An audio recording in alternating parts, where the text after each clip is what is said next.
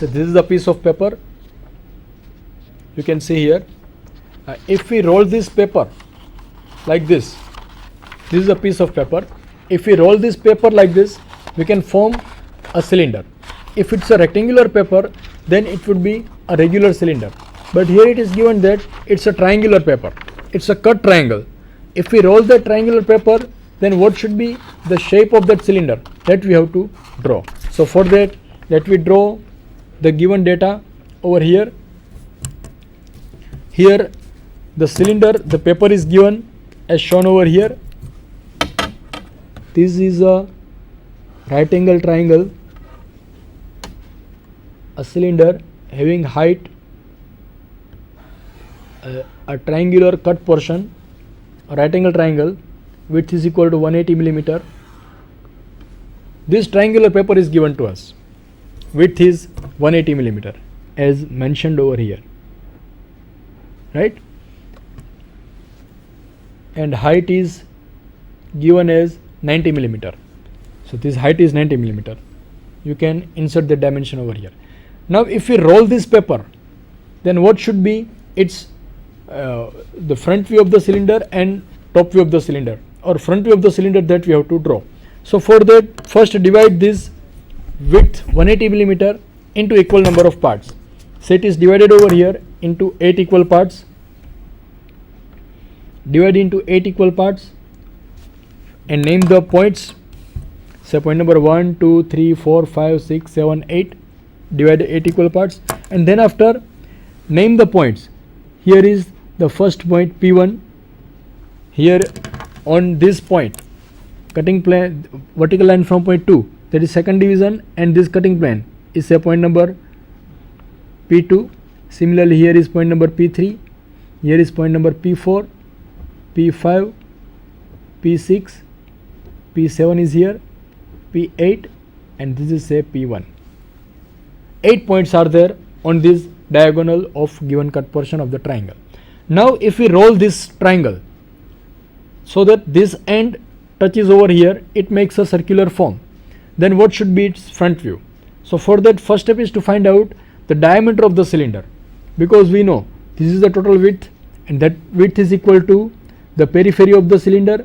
So pi d is equal to 180 millimeter. It is given data, and from this given data we can find out diameter of the cylinder. So diameter of the cylinder is equal to 180 millimeter upon pi, and by calculation it comes out to be equal to 57.32 millimeter. So diameter of the cylinder is 57.32 millimeter. Now below XY line, draw a circle having diameter is equal to 57.32 millimeter. Say let me take 58 millimeter. Our radius is equal to 20. 58 by 2, that is 29 millimeter would be the radius of this circle. And from this circle, draw its center line, because it's a cylinder, cylindrical shape.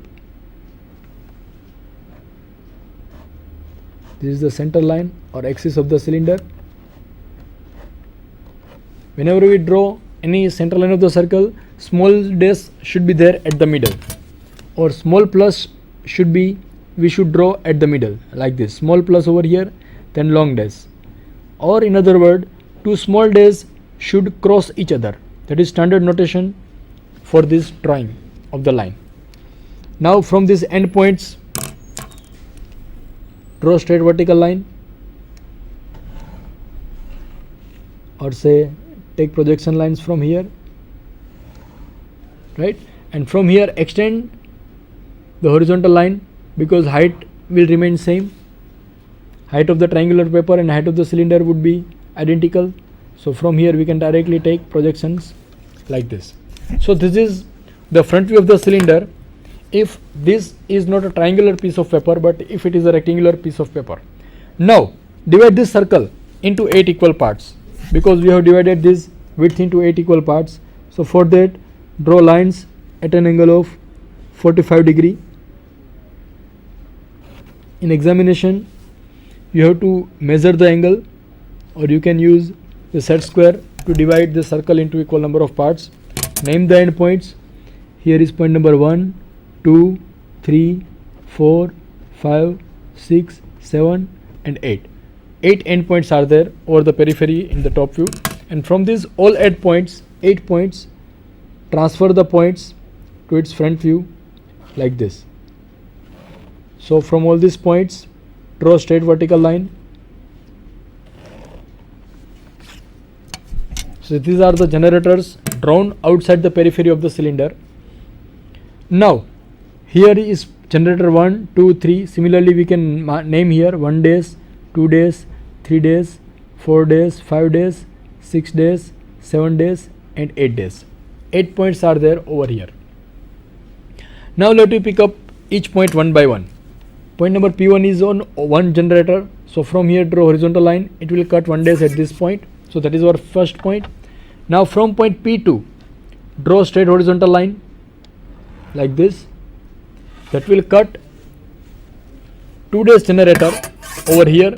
So that is our second point. Say point number P2, right? Similarly point number 3 is here. So from P3, draw straight horizontal line. That will cut generator 3 days at this point. So this is point P3, right? For point P4, from P4 draw straight horizontal line. That will cut generator 4 days at this point, say P4, or as it's a front view you can name days, 4 days. Similarly point number 5 is here. So from 5 draw straight horizontal line. That will cut 5 days at point number P5 days. For 6, straight horizontal line from point 6 over here. That will cut 6 days generator at point number P6 days. Similarly 7, from P7 days draw straight horizontal line like this, and that will cut generator 7 days at this point. So this is point number P7 days. Then P8 is here. So from that draw straight horizontal line like this. That will cut generator from point 8 days, this one, at this point, that is point number P8 days, and again back to point P1, this point to the bottom. So these are the points which forms a shape, a curvature shape, and this shape is called as an helix shape. So join all these points with a smooth curve. So it would be a very smooth curve, or it is called as helix, and the angle is also called as helix angle. A regular shape as shown over here would be there, and as it is a cut portion, this portion will not be visible and this portion would be visible. So here we can darken it because that this portion would be visible, this side would be visible, and this edge would also be visible, and rest all would be invisible, so that we can lighten like this. This upper one could be erased, or we should make it much lighter to differentiate that it's just projection lines and the solid is cut. So this would be the shape. If I fold this triangular shape, this triangle, to form a cylinder, it would appear as shown over here.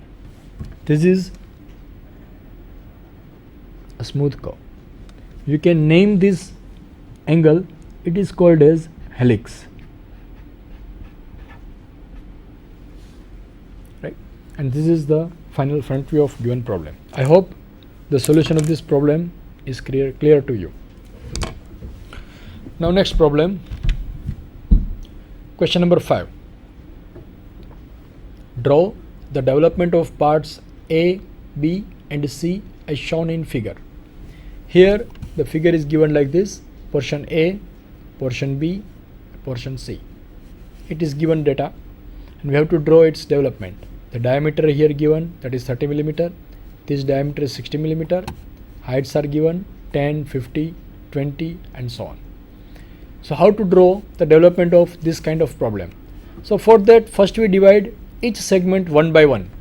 Let me take segment A, this one, only A. Think about A only. What is the actual shape of segment A? So you can see here segment A is a cylinder having thickness is equal to 10 millimeter and diameter is equal to 60 millimeter. So simply we have to draw the development of cylinder A having height is equal to 10 millimeter and diameter is equal to 60 millimeter.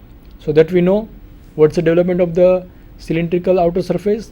It's a rectangle having height is equal to height of the cylinder, that is 10 millimeter, and width is equal to the periphery of the cylinder, that is pi into d. Pi is 3.14 and diameter is 60 millimeter. So let me draw the development of that portion. So for that, first draw given data in your data sheet over here. This is A is a cylinder. So first let me draw cylinder A, development of cylinder A, and the development of cylinder A would be a rectangle, right? Because if we open any cylinder, it will form a rectangular shape, its outer surface, and width of this development would be equal to periphery of this cylinder. So this width is equal to, we can insert the dimension. This is portion A and the width is equal to pi into d, that is pi into diameter, which is given as 60 millimeter,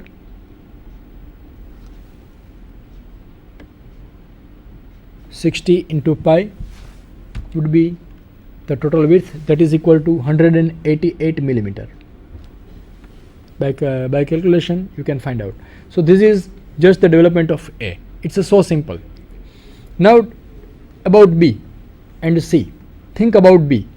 You can see here B is one type of a frustum of cone. If we extend these two lines, forget about C, extend this line, these slant edges, and both these line will cut at one point over here to the center or axis of this solid, and this is one shot of cone, a cone which is cut at this angle, at straight away like this. So the development of cone, so for that what should we do? So for that, first we find out the true length of its arc. This is the true length, and with the true length draw an arc, because the development of any cone would be an arc and included angle is not known to us. So our objective is to find out that included angle theta. So again we recall our concept, theta is equal to 360 degree, that is development equation for the development of cone is used, 360 degree into radius upon length of slant edge. So here 360 degree into radius of this cone is known to us, that is 60 millimeter. 60 is diameter. See here, diameter is, here radius is 30 millimeter. 30 upon length of this slant edge, that we have to measure. So that length we can measure over here, that comes out to be equal to 108 millimeter. So 30 upon 108, that is, if we solve this, it comes out to be equal to 99 degree. Theta is equal to 99 degree. You can compute that, 30 upon 108, theta is equal to 199 degree. So, 99 degree. So with this angle 99 degree, draw this arc, draw here that angle, that is 99 degree. Angle theta is mentioned here, this is angle theta, that is equal to 99 degree. So this arc shows that if this cone is a full cone, as shown over here, B is a full cone, this would be the development of portion B. But this cone is cut over here with a straight line or horizontal line shown over here. So for that, what should we do? If it is cut over here, we find out this point. This point is on true length. So for that, mark this distance as radius from this apex point to this is the radius, and draw that arc. So this arc shows this portion. So this bottom portion is with us and this is removed portion. So this one should be made much lighter, and this is the portion B which retains with us after cutting an arc with 2 thickness like this. So this is development of portion B. Now about C, you can see here C is given over here. You can redraw that C like this. It's a, you can see it's a cylinder, right? Cylinder cut at certain angle. So draw that cylinder over here. It's a cylinder, and diameter of this cylinder is given to us, that is 30 millimeter. So if this cylinder is not cut anywhere, then its development would be a rectangle having height is equal to the height of the cylinder, that is 20 millimeter, and width would be equal to pi into the diameter, that is periphery of the cylinder, pi into the diameter is 30 millimeter. So that is equal to 30 into 3.14, 94 millimeter. That is the width of its development. You can see here total width is equal to 94 millimeter, but here it is cut at this angle. So for that, divide, find out its top view. Its top view would be a circle. You can draw it over here. Then divide this circle into 4 equal parts or 8 equal parts. Find out the end points like this, and similarly divide this width into 8 equal parts, 2 2 each, again 2 2 individually. So that is 8 equal division of its width, and name the end points. Say here is point number, if we start from here, 1 1 2 3 4 5 6 7 8 and back to 1, right? And here is point number 1 2 1 2 3 4 5 6 7 8 and 1. All endpoints are there. Now to draw its development, we have to draw horizontal line from each point. So horizontal line from point 1 is over here, horizontal line from point 2, from point 3, from point 4, from point 5, it is over here. Similarly from point 6, point 7 and point 8.